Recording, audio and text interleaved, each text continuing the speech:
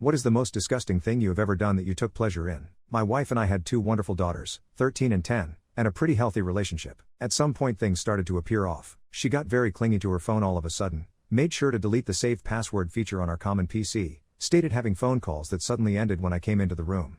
You can probably guess what it was. Now having 15 years of marriage behind us, I was hoping it wasn't what it obviously seemed to be. So one day when she told me she was going to spend some time with the girls, I decided to follow her. Sure enough, I find her driving to a hotel to meet with a guy I will call Steve. To say it was a gut punch was an understatement. I literally cried for an hour straight. After I was done with my self-wallowing phase, I decided the best course was getting even. I thought of several scenarios that may or may not have involved me hurting Steve. Eventually I decided to do things more civilly and more importantly legally, but only just. So the first part of the plan was gathering evidence. I could have just gotten a pie, but I had something better in mind. So one day when my wife was at her job and the kids at school, I installed some small secret cameras and microphones I had bought. Due to the setup of our bedroom, I even managed to get one perfectly overlooking the bed. I didn't however use them while I was at home. So a couple of days pass, when I proposed to my wife that the second to next weekend I should take the girls on a trip and stay a night too.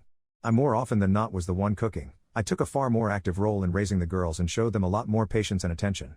She was usually busy working or drinking, so me going alone with the girls on a trip wasn't that weird. So 2 weeks pass, in which time I get my affairs in order and contact a lawyer to write up a separation agreement that would involve me keeping residents in custody. I go on the trip, try to not give anything away to the girls and wait and see if Steve and my wife fall into the trap. When I returned I checked the recordings of the weekend, and sure enough it's a 36-hour fest. When they weren't doing the deed, the dialogue was something even better. I found out that Steve had a wife. But even worse, they also talked about me. And I heard the obvious character assassination that I expected about how small my PP was, an insecurity of mine, how I didn't satisfy her. But there was some really hurtful stuff, like her telling Steve some of my deepest secrets and shameful stories that I had only told her about, just so they could have a laugh. She even told him about my dope story and how I attempted to take my life when I was 16. So at this point I didn't have any doubts on what to do. The next day when the kids left, but before my wife left, I confronted her with the video and told her that either she signs the separation agreement and leaves the house or the girls are going to receive an in-depth explanation of all the positions in which mommy cheated on daddy. I wasn't going to do that. Just to be clear, I love my daughters too much, but I put the threat there and she was too emotional to realize my bluff.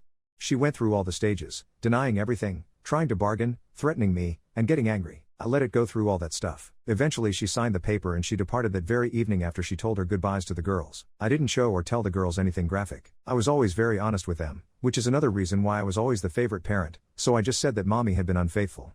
The younger took some time figuring it out, but that was made up by my older getting mightily upset. She had just gotten her first boyfriend, as I'm not sure the term really applies at that age, but she knew enough of the world to get mad big time.